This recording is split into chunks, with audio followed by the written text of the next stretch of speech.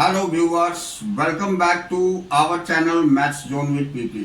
मैं संजीव कुमार आज आपको अर्थशास्त्र की चैप्टर 4 जो हमारी भारत में मानव पूंजी का निर्माण है उसके बारे में डिटेल जानकारी देता हूं।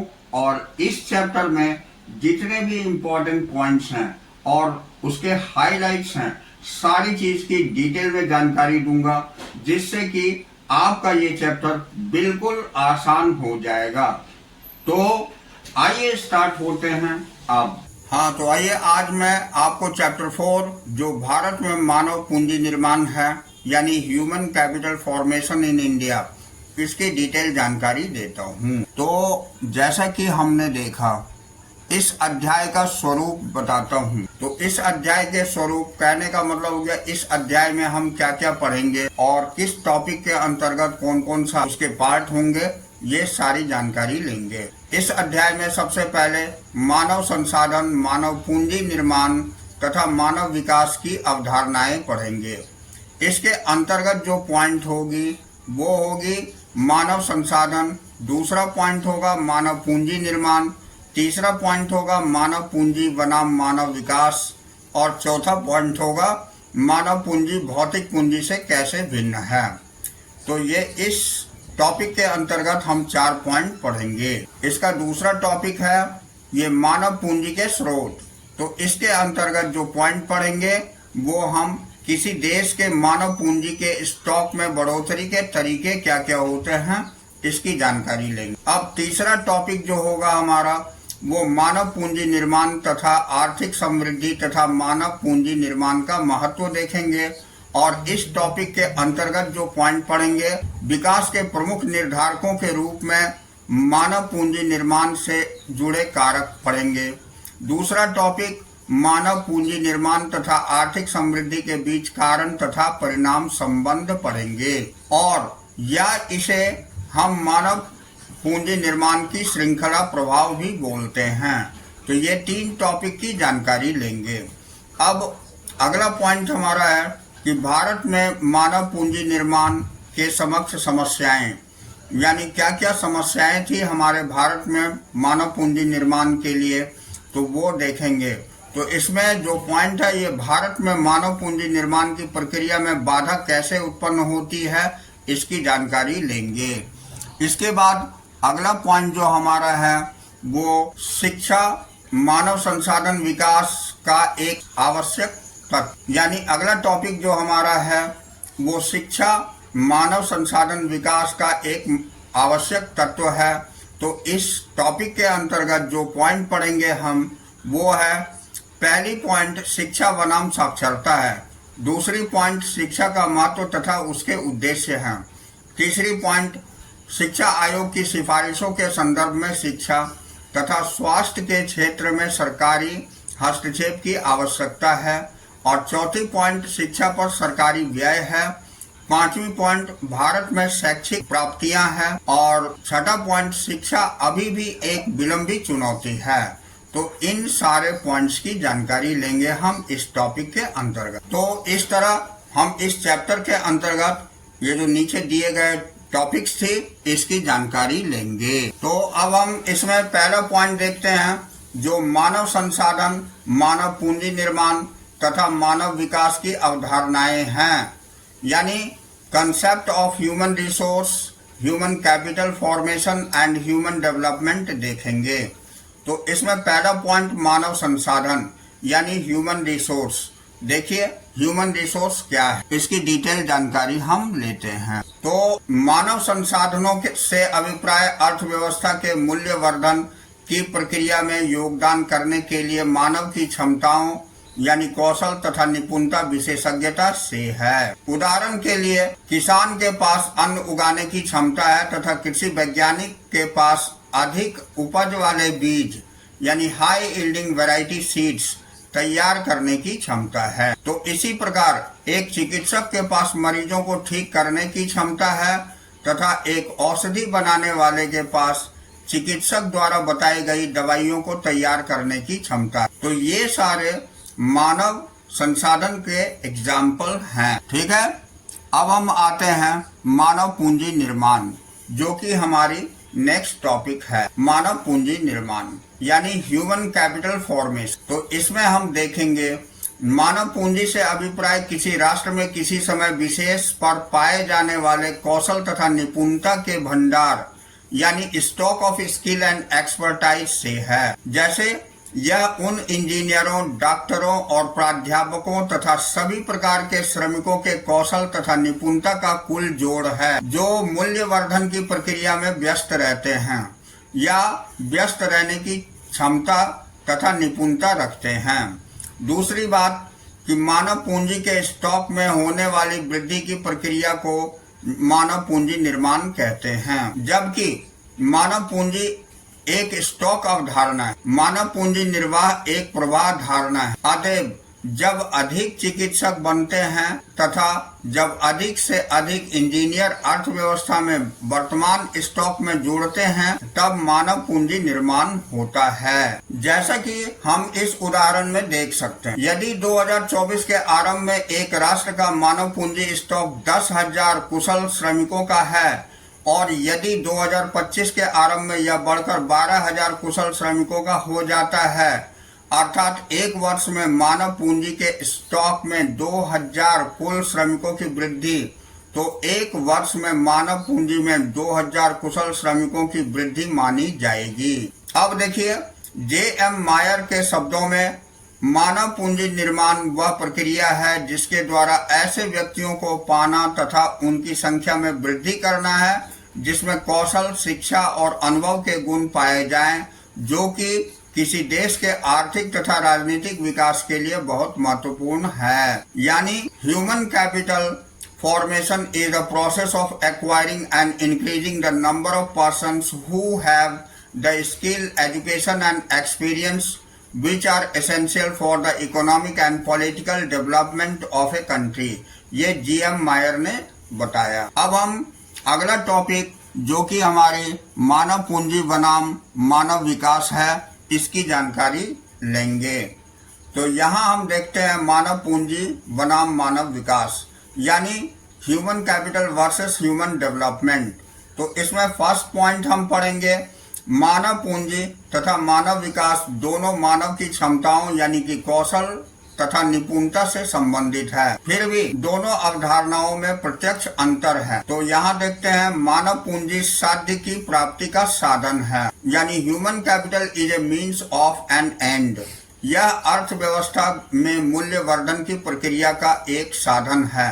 दूसरी ओर मानव विकास एक अंतिम परिणाम है यानी human development is an and result, यानी मानव के कौशल तथा निपुणता एक उपलब्धि है, चाहे उसका योगदान मूल्यवर्धन की प्रक्रिया में कुछ भी हो। अब अगला पॉइंट हम देखेंगे, अतः एक शिक्षित व्यक्ति यानी कौशल और निपुणता के साथ एक अशिक्षित व्यक्ति की तुलना में अधिक सार्थक तथा संतोषजनक जीवन यापन करता है।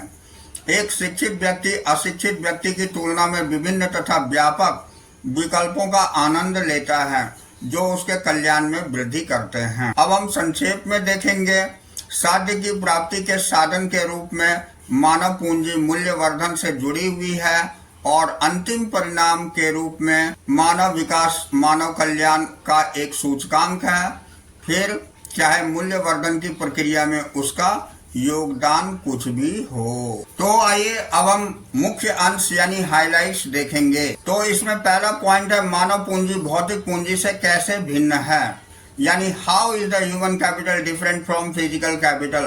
तो अब हम इसकी अंतर को देखेंगे।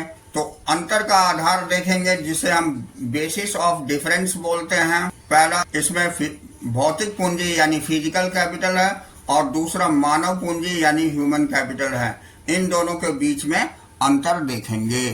तो इसका पहला पॉइंट है अर्थ यानी मीनिंग। तो भौतिक पूंजी से अभिप्राय उत्पादन के उत्पादित साधनों से है, जबकि मानव पूंजी से अभिप्राय मानव द्वारा समय के साथ अर्जित कौशल और विशेषज्ञता से है। दूसरी पॉइंट देखेंगे रचना की प्रक्रिया यानी प्रोसेस ऑफ फॉर्मेशन। तो इसमें पहला पॉइंट हम पढ़ेंगे, भौतिक पूंजी में निवेश का निर्णय स्वामी द्वारा निवेश पर अपेक्षित प्रतिफल की दर पर सोच विचार कर लिया जाता है। और दूसरा पॉइंट इसमें है अतः यह एक आर्थिक तथा तकनीकी प्रक्रिया है। जबकि ह्यूमन कैपिटल के अंतर्गत मानव पूंजी में निवेश का निर्णय निवेश पर प्रतिफल के आधार पर नहीं लिया जाता है। और दूसरा पॉइंट, यह समकक्षी शिक्षाविद तथा समाज से प्रेरित होकर लिया जाता है। अतः अधिकांशतः यह एक सामाजिक प्रक्रिया है। तो इस तरह हमने फिजिकल कैपिटल और ह्यूमन कैपिटल के बीच अंतर देखा। अब हम अगला पॉइंट देखेंगे। तीसरी पॉइंट इसके अंतर्गत है दृश्यता, जिसे हम टेंजिबिलिटी बोलते हैं। तो इसमें पहला पॉइंट है कि भौतिक पूंजी दृश्य होती है तथा किसी भी वस्तु की भांति बाजार में बेची जा सकती है, जबकि मानव पूंजी अदृश्य होता है तथा किसी भी वस्तु की भांति बाजार में बेची नहीं जा सकती, केवल सेवाएं बेची जा सकती है। अब हम चौथा पॉइंट देखेंगे, स्वामी से पृथकता यानी सेपरेबिलिटी फ्रॉम ओनर। तो इसमें भौतिक पूंजी स्वामी से पृथक होती है, अर्थात उत्पादन के स्थान पर स्वामी की उपस्थिति आवश्यक नहीं है, जबकि मानव पूंजी स्वामी से पृथक नहीं होती है। अतएव जिस स्थान पर सेवाएं बेची जा रही है उस स्थान पर स्वामी की उपस्थिति आवश्यक है। अब इसके बाद हम अगला पॉइंट गतिशीलता देखेंगे, जिसे मोबिलिटी बोला जाता है। तो भौतिक पूंजी की गतिशीलता व्यापार अवरोधों द्वारा सीमा रेखा के आर पार सीमित होती है। इसके अलावा यह पूर्ण गतिशील होती है, जबकि मानव पूंजी की गतिशीलता राष्ट्रीयता तथा संस्कृति द्वारा सीमित की जाती है। यह पूर्ण गतिशील नहीं होती। अब हम इसका मूल्य ह्रास देखेंगे, यानी डिप्रिसिएशन। तो यहाँ हम मूल्य ह्रास के अंतर्गत देखते हैं, यानी डिप्रिसिएशन के अंतर्गत भौतिक पूंजी में मूल्य ह्रास को टाला नहीं जा सकता। दूसरा, भौतिक पूंजी के निरंतर उपयोग के कारण उसका मूल्य ह्रास होता है। नव प्रवर्तन के कारण भी भौतिक पूंजी का अप्रचलन हो जाता है। और जबकि मानव पूंजी में मूल्य ह्रास बढ़ती हुई आयु के साथ होता है, परंतु इसे शिक्षा और प्रशिक्षण तथा स्वास्थ्य में निरंतर निवेश से टाला जा सकता है। दूसरी पॉइंट, नव प्रवर्तन के साथ चलने के लिए प्रशिक्षण में निरंतर निवेश में मूल्य ह्रास को टाला जाता है। अब इसके लाभ देखेंगे, यानी बेनिफिट्स। तो भौतिक पूंजी अपने स्वामी के लिए केवल आर्थिक लाभ का सृजन करती है, जबकि मानव पूंजी से आर्थिक और सामाजिक दोनों में लाभों का सृजन होता है। यानी स्वामी के लिए आर्थिक लाभ और दूसरों के लिए सामाजिक लाभ होता है। तो इस तरह से हम भौतिक पूंजी और मानव पूंजी में अंतर देखें। अब आइए अगला पॉइंट हम देखते हैं। अब देखिए, अब हम नेक्स्ट टॉपिक जो मानव पूंजी के स्रोत हैं, यानी सोर्सेस ऑफ ह्यूमन कैपिटल, तो इसकी डिटेल जानकारी प्राप्त करेंगे। तो पहला पॉइंट है इसमें मानव पूंजी के स्रोतों, जिन्हें मानव पूंजी के निर्धारक तत्व भी कहा जाता है, से अभिप्राय अर्थव्यवस्था में उन तरीकों से है जिसमें मानव पूंजी के स्टॉक में बढ़ोतरी होती है। अब यहाँ निम्नलिखित विवरण से मानव पूंजी के मौजूदा स्टॉक में वृद्धि करने की संभावित तरीके स्पष्ट होते हैं। तो यहाँ पहला पॉइंट हम देखते हैं कि किसी देश के मानव पूंजी के स्टॉक में वृद्धि करने के तरीके, यानी ways of adding to the stock of human capital of a country. तो इसमें सबसे पहला पॉइंट है शिक्षा पर व्यय, यानी एक्सपेंडिचर ऑन एजुकेशन। तो देश के उत्पादक कार्यबल यानी प्रोडक्टिव वर्कफोर्स की संख्या को बढ़ाने तथा विशाल करने का सबसे अधिक महत्वपूर्ण तरीका शिक्षा पर व्यय करना है। अतएव यह मानव पूंजी निर्माण का एक बहुत ही महत्वपूर्ण निर्धारक तत्व है। अब हम इससे आगे आते हैं। तो देखिए, इसके अंतर्गत हम अगला पॉइंट देखेंगे। अधिकतर परिवार भारी मात्रा में शिक्षा पर व्यय करते हैं, भले ही इसके लिए उन्हें ऋण ही क्यों न लेना पड़े। कारण इस प्रकार के व्यय से प्राप्त प्रतिफल बहुत अधिक होता है। अगला पॉइंट, शिक्षा पर व्यय करने वाले व्यक्ति जीवन की लंबी अवधि तक अच्छी कमाई करता है और शिक्षा पर किए जाने वाले आरंभिक व्यय की तुलना में उन्हें जीवन भर कई गुना अधिक आय प्राप्त होती है। तो ये हमने शिक्षा के बारे में प्राप्त की। अब हम इसकी हाइलाइट्स पहले देख लेते हैं। इसके मुख्य अंश यानी हाइलाइट्स में हम देखेंगे कि शिक्षा के मौद्रिक लाभ, यानी शिक्षित व्यक्ति द्वारा अपने जीवन काल में अर्जित कमाई के रूप में शिक्षा की लागत से कहीं अधिक होते हैं। अब दूसरा पॉइंट है मानव पूंजी निर्माण के बाजार मूल्य का अनुमान लागत तथा लाभ के बीच पाए जाने वाले अंतर द्वारा लगाया जाता है। अब हम इसमें दूसरी टॉपिक पढ़ेंगे स्वास्थ्य पर व्यय। तो एक्सपेंडिचर ऑन हेल्थ। एक पुरानी कहावत है, स्वस्थ शरीर में स्वस्थ दिमाग रहता है, यानी a sound mind in a sound body, a sound mind in a sound body. तो स्वास्थ्य पर किया गया व्यय एक व्यक्ति को अधिक कार्यकुशल तथा अधिक उत्पादनकारी यानी प्रोडक्टिव बनाते हैं। दूसरा पॉइंट, मूल्यवर्धन की प्रक्रिया में उसके योगदान के अधिक होने की प्रवृत्ति पाई जाती है। एक बीमार व्यक्ति की तुलना में एक स्वस्थ व्यक्ति राष्ट्र के सकल घरेलू उत्पाद यानी जीडीपी में अधिक वृद्धि करता है। तीसरा, नीचे सूचीबद्ध घटकों के रूप में स्वास्थ्य पर व्यय मानव पूंजी निर्माण का एक महत्वपूर्ण निर्धारक तत्व है, जो कि हम नीचे देखेंगे। अब आइए इसमें हम दिखाते हैं। तो ये हमारी स्वास्थ्य पर व्यय के रूप हैं, यानी forms of expenditure on health है। तो इसमें पहला पॉइंट हम देखेंगे प्रतिषेधी आयुर्विज्ञान, टीकाकरण जिसे बोलते हैं। दूसरा है चिकित्सीय आयुर्विज्ञान, यानी बीमारियों के क्रम में उसकी चिकित्सा कहलाती है। तीसरा है सामाजिक आयुर्विज्ञान, यानी स्वास्थ्य संबंधी साक्षरता या ज्ञान का प्रसार है। और चौथा है स्वच्छता का प्रावधान। तो ये स्वास्थ्य पर व्यय के रूप हैं। ये 4 भागों में व्यय की जाती है। अब स्वास्थ्य पर किया गया व्यय प्रत्यक्ष रूप से स्वस्थ श्रम बल की पूर्ति को बढ़ाता है और इसी कारण यह मानव पूंजी निर्माण का एक स्रोत है। तीसरा पॉइंट, जो कि हमारी नौकरी के दौरान प्रशिक्षण है, ऑन द जॉब ट्रेनिंग, यानी नौकरी के दौरान प्रशिक्षण श्रमिकों को अपने विशिष्ट कौशल को और अधिक बढ़ाने या तीव्र करने में सहायक होता है। यह उसकी कार्यकुशलता उत्पादकता के स्तर को बढ़ाता है। अब हम इसमें देखेंगे फर्में सदैव नौकरी के दौरान प्रशिक्षण यानी कार्यक्रमों को पूरा करने के लिए तत्पर होती है, क्योंकि ऐसे कार्यक्रमों पर किए जाने वाले व्यय की तुलना में प्रतिफल यानी बढ़ी हुई उत्पादकता के रूप में बहुत अधिक प्राप्त होता है। तो इस तरह हम नौकरी के दौरान प्रशिक्षण देखें और इसके अंतर्गत ही नेक्स्ट पॉइंट हम देखते हैं, जो कि हमारा नौकरी के दौरान प्रशिक्षण 2 विभिन्न प्रकार के हो सकता है। पहला पॉइंट है श्रमिकों का प्रशिक्षण फर्म के कुशल श्रमिकों के निरीक्षण में किया जा सकता है। और दूसरा पॉइंट है श्रमिकों के प्रशिक्षण के लिए फर्म के परिसर से दूर भेजा जा सकता है। फर्म उच्च उत्पादकता के लाभों का आनंद लेने की दृष्टि से प्रशिक्षित श्रमिकों को बनाए रखना पसंद करती है। अतः ऐसे प्रशिक्षण कार्यक्रम पर किया गया व्यय मानव पूंजी निर्माण का एक अन्य महत्वपूर्ण निर्धारक यानी कि तत्व और स्रोत है। तो इस तरह हमने श्रमिकों के बारे में देखा।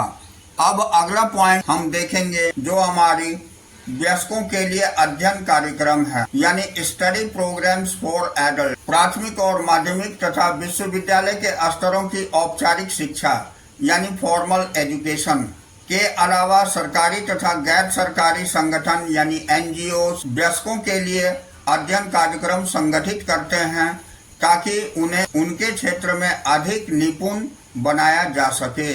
इससे उनकी उत्पादकता बढ़ती है तथा मानव पूंजी का निर्माण होता है। अब इससे अगला पॉइंट हम स्थानांतरण देखेंगे, जिसको माइग्रेशन बोलते हैं।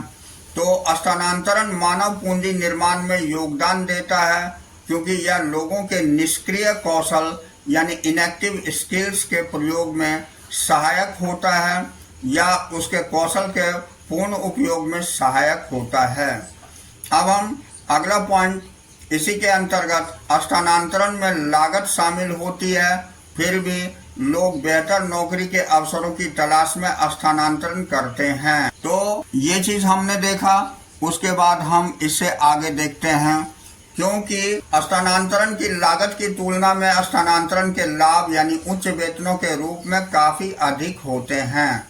अब नेक्स्ट पॉइंट, इसका अभिप्राय यह है कि कौशल के पूर्ण और बेहतर उपयोग के माध्यम द्वारा स्थानांतरण भी मानव पूंजी निर्माण का एक स्रोत है। अब हम अगला पॉइंट इसके अंतर्गत सूचना पर व्यय यानी एक्सपेंडिचर ऑन इंफॉर्मेशन देखेंगे। तो नौकरी के स्थानों यानी जॉब मार्केट्स तथा विशिष्ट कौशल प्रदान करने वाली शैक्षणिक संस्थाओं से संबंधित सूचना कौशल का एक महत्वपूर्ण निर्धारक तत्व है। अब इसमें यह लोगों को अपने उत्पादक संभाव्य का पूर्ण उपयोग करने में सक्षम बनाता है। तदनुसार सूचना पर होने वाला व्यय भी मानव पूंजी निर्माण का एक अन्य निर्धारक तत्व है। अब हम संक्षेप में देखेंगे कि शिक्षा तथा स्वास्थ्य पर होने वाले निवेश के अतिरिक्त नौकरी के दौरान प्रशिक्षण कार्यक्रमों पर होने वाले खर्च भी मानव पूंजी निर्माण को प्रोत्साहित करते हैं। तो इस तरह हमने ये जानकारी प्राप्त की। अब स्थानांतरण तथा विशिष्ट कौशल एवं नौकरी के स्थानों के बारे में सूचना की सुलभता भी मानव पूंजी निर्माण में योगदान देते हैं। अब इससे आगे हम बढ़ते हैं और अगला टॉपिक हमारा ये मानव पूंजी निर्माण तथा आर्थिक समृद्धि है। इसके बारे में डिटेल जानकारी लेंगे, जिसे हम human capital formation and economic growth भी बोलते हैं, या मानव पूंजी निर्माण का महत्व यानी significance of human capital formation भी कहते हैं। तो इसके बारे में हम डिटेल जानकारी प्राप्त करेंगे। तो आइए अब हम आगे देखते हैं। तो मानव पूंजी का महत्व इस तथ्य में निहित है कि आर्थिक विकास के प्रमुख निर्धारक के रूप में विकसित हुई है। इसे निम्नलिखित अवलोकनों के माध्यम से स्पष्ट किया गया है। तो इसमें पहला पॉइंट है समृद्धि के भावात्मक तथा भौतिक वातावरण में परिवर्तन यानी change in emotional and material environment of growth, यानी मानव पूंजी निर्माण के कारण समृद्धि के भावात्मक तथा भौतिक वातावरण में परिवर्तन होता है। जैसे जैसे लोगों के आचार व्यवहार तथा उनकी आकांक्षाएं विकास परक बनती है, वैसे वैसे उसका भावात्मक वातावरण विकास के अनुकूल हो जाते हैं। अब हम भौतिक वातावरण के बारे में जानकारी लेंगे। तो भौतिक वातावरण समृद्धि में सहायक होता है, क्योंकि यह समाज के कुशल और प्रशिक्षित श्रमिकों की संख्या में बहुत वृद्धि हो गई है। अतः आर्थिक समृद्धि की योजनाओं तथा कार्यक्रम को क्रियान्वित करना सरल बन गया है। अब हम नेक्स्ट टॉपिक भौतिक पूंजी की उच्च उत्पादकता देखेंगे, यानी higher in productivity of physical capital. तो मानव पूंजी निर्माण भौतिक पूंजी की उत्पादकता अर्थात पूंजी की प्रति इकाई उत्पादकता में वृद्धि करता है। जैसे कि विशिष्ट इंजीनियर तथा कुशल कारीगर अन्य लोगों की अपेक्षा मशीनों का निश्चित रूप से बेहतर ढंग से प्रयोग कर सकते हैं, जिससे उनकी उत्पादकता बढ़ती है और समृद्धि की गति तीव्र होती है। दूसरी पॉइंट मानव पूंजी निर्माण नव प्रवर्तन को जन्म देता है, और जिससे नव प्रवर्तन यानी नवोत्थान, आविष्कार तथा तकनीकी सुधार यानी innovations, inventions and technical improvement होता है, जो समृद्धि तथा विकास की अंतर्धारा यानी अंडर करेंट है। अब इसमें कुशल तथा प्रशिक्षित व्यक्तियों की संख्या जितनी अधिक होगी, उत्पादन के क्षेत्र तथा अन्य आर्थिक क्रियाओं में नव प्रवर्तन, आविष्कार तथा तकनीकी सुधार की संभावनाएं उतनी ही अधिक होगी। ये सभी समृद्धि की जीवन रेखा यानी लाइफ लाइन है। अब हम अगला पॉइंट इसमें समानता तथा सहभागिता की उच्च दर यानी higher rate of participation and equality देखेंगे। तो श्रम बल की उत्पादन क्षमता में वृद्धि करके मानव पूंजी निर्माण अधिक रोजगार को प्रेरित करता है। तो इसके अंतर्गत यह सहभागिता की दर यानी श्रम बल का प्रतिशत जो उत्पादन प्रक्रिया में भाग लेता है तथा सामान्यतः विद्यमान श्रम बल के रोजगार की प्रतिशत होती है में वृद्धि करता है। और दूसरा है सहभागिता की दर जितनी ऊंची होती है, समाज में आर्थिक और सामाजिक समानता का अंश भी उतना ही अधिक होता है। तो कुल मिलाकर हमने देखा कि भारत की 7वीं पंचवर्षीय योजना ने आर्थिक समृद्धि की प्रक्रिया में मानव पूंजी निर्माण के महत्व को स्पष्ट रूप से माना था। इसने भारत की बड़ी जनसंख्या के महत्व को मानव संसाधन के स्रोत के रूप में तथा देश के आर्थिक और सामाजिक परिवर्तन की प्रक्रिया को तीव्र करने में परिसंपत्ति के रूप में रेखांकित किया है। अब हम अगला पॉइंट देखेंगे, जो कि हमारी मानव पूंजी निर्माण तथा आर्थिक समृद्धि के बीच कारण तथा परिणाम संबंध हैं, जिसे हम बोलते हैं cause and effect relationship between human capital formation and economic growth, या जिसे हम मानव पूंजी निर्माण की श्रृंखला प्रभाव भी बोलते हैं, यानी chain effect of human capital formation बोलते हैं। तो इसके बारे में अब हम डिटेल जानकारी प्राप्त करेंगे। तो आइए हम आगे देखते हैं।